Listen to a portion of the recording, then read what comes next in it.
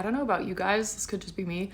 I've been seeing so many videos talking about what the difference is between having a gut instinct versus having anxiety. And I guess more so how you can tell whether you're having feelings of intuition versus having anxiety around something. So I thought I would maybe share how I differentiate the two. I also just want to say that if you are someone who isn't quite sure yet or can't differentiate between the two feelings, that's okay. Some people are more innately connected to their intuition. Some people are more in touch with it because they've had more experience. It should not be an area of comparison. It's really just about you having a relationship with yourself, and it takes practice and it takes time. The easiest way for me to describe it is that intuition is a knowing. It's like a deep knowing of something, whereas anxiety is a wound that needs to be healed. So when you think about what that feels like, intuition is calm. It's a message that comes and leaves. It doesn't linger. And so that's another way to tell, is that if the feeling is lingering, if the feeling is a rush of emotion, if it leaves you feeling confused, having questions, that's anxiety. And this, I think, is the part that becomes challenging for people, is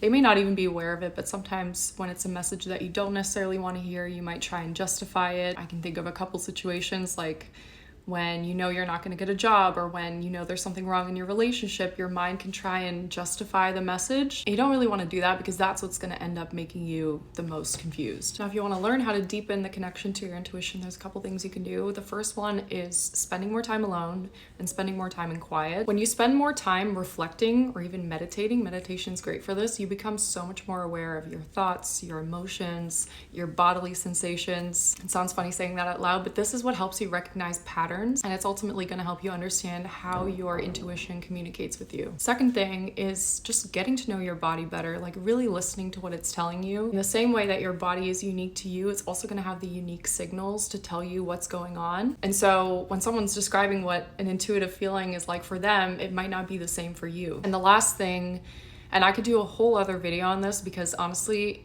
it's a lot more complex than people think, but it's trust yourself. I think sometimes it's so easy to get caught up in the opinions of other people or what we've told is right or wrong, but ultimately we know what's best for us. And if we learn to listen to that and actually give ourselves permission to trust ourselves and our feelings, we'll be much better off.